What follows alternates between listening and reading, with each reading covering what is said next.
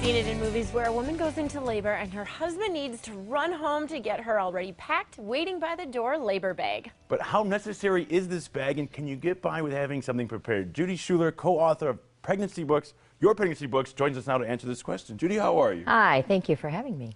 And so, tell us about how being prepared can make things easier. Well, yeah, you should have your bag packed. I didn't, personally. My son was 3 weeks early, and I didn't have a bag packed. And there were some things I needed that I didn't have. And you don't just pack for yourself. You pack for yourself for labor. You pack for after baby comes. You pack for your partner and or your labor coach, and you pack for baby. So there's a lot of things that you want to make sure you have before you go. So are we looking at a whole suitcase here, or like I what? think a pretty good size, yeah, or small bags. Okay. For yourself, you probably need, one of the most important things is to have all your paperwork filled out if you haven't turned it in, have your insurance card, have your ID. Those things are very important today when you go to the hospital.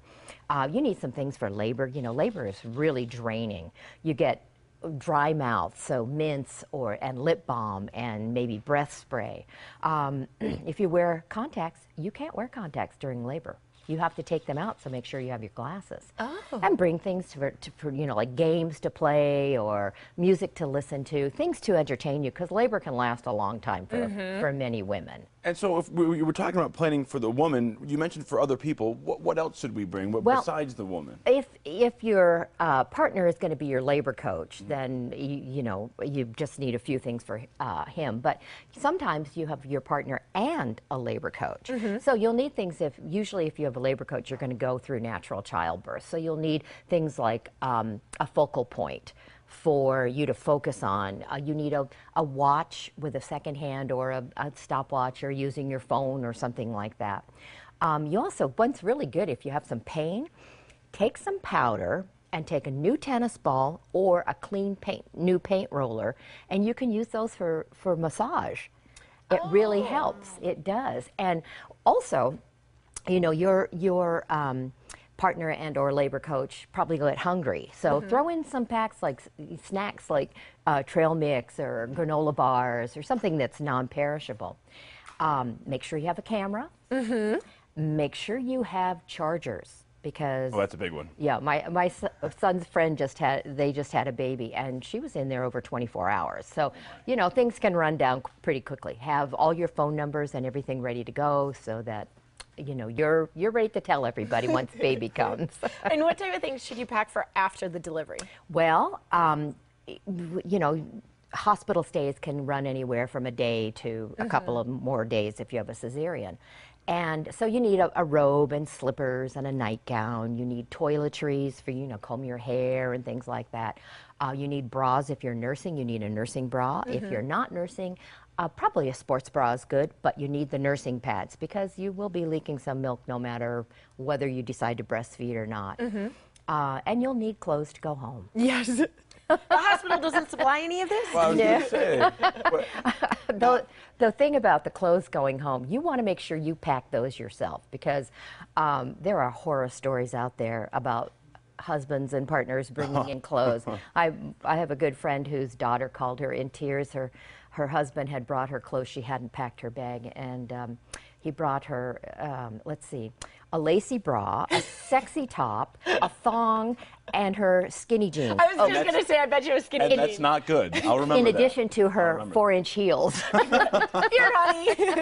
So the best thing is probably a clean maternity outfit, because you still aren't going to be back to, you know, you'll have some bloating and some water retention. So something comfortable you can go The best thing in. is to keep the man away from the bag, I would say, especially in that scenario. Now, Judy, we're talking about the people that are going to be there when it starts. There's going to be one more when it's over. That's right. You need to pack for baby. So make sure you have some clothes to bring baby home, a couple of receiving blankets, diapers if your hospital doesn't supply them. But the most important thing you can have for your baby is a new car seat. Don't take a used one or a second-hand one. You don't know if they're missing parts, if something's broken, if there's been a recall.